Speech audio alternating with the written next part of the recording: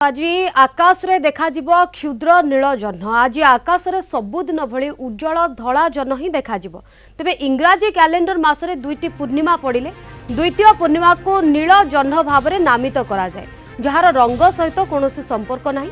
यह केवल एक नामकरण जहाँकि कैलेंडर मासरे द्वितीय पूर्णिमा को व्याख्या करबा पई व्यवहृत हुए। यह एक विरल घटना होइथिबारु एभली नामकरण करा जायछि।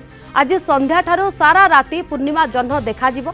एही जह्न पृथ्वी ठारू दूर रे थिबा अवस्थारे घटुथिबारु आकाश रे पूर्णिमा जह्न अपेक्षाकृत छोट देखा जिवो। एहाकु इंग्राजी रे माइक्रो मून बोली कुहा जाय। तेबे आकाश मेघमुक्त रहिले एहा ओडिशा समेत भारतर सबु अंचलरू खाली आखिरे देखि हेबो। एपरि नील जह्न शेष थर 2023 अगस्त 31 तारिख रे घटिथिला।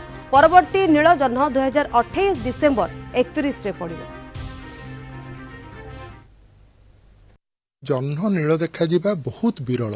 से आमर ये अंचल देखा जिबार संभावना नहीं। जो अंचल आग्नेयगिरी उद्गीरण होता है और सल्फर थाए से जगार किसी समय जह्न नील देखा जाई पारे वायुमंडल प्रभाव में। किंतु ये जो नील जह्नटी देखा बोली प्रचार करा जाउछि प्रकृत में सेटा गोटे नामकरण मात्र। जदि गोटे इंग्राजी मासरे दुईटी पूर्णमी पड़ी थाए द्वितीय पूर्णमी जह्नटी को आम नील जह्न बोली कही था। सेटा गोटे इंग्राजी फ्रेज रही once in A blue moon बा कदबा क्वचित आसुवा ब्लू मून बोली कह जाए। तेणु नामकरण सहित चंद्र रंगर कौन संपर्क नहीं। जहाँ प्रचार करा जाउछि चंद्र नील देखा ताहा सत्य नुहे। सबुदिन भली चंद्र आज ठीक धला देखा आउ पूर्णमी जह्न हम। आउ गोटे जिनस हूँ आज हूँ माइक्रो मून बा क्षुद्र जह्न छोट जह्न देखा। आम समस्ते जाचे पृथ्वी चारिपट अंडाकुटी पथरे चंद्र बुलूची।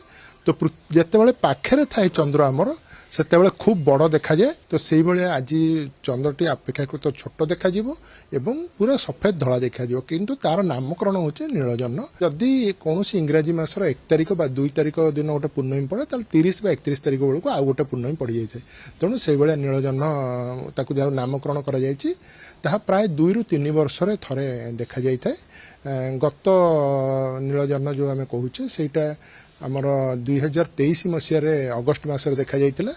पुणी आउ गोटे नील जह्न जोटा कि द्वितीय पूर्णमी गोटे मासरे 2028 मसीहा डिसेम्बर 31 तारिख देखा।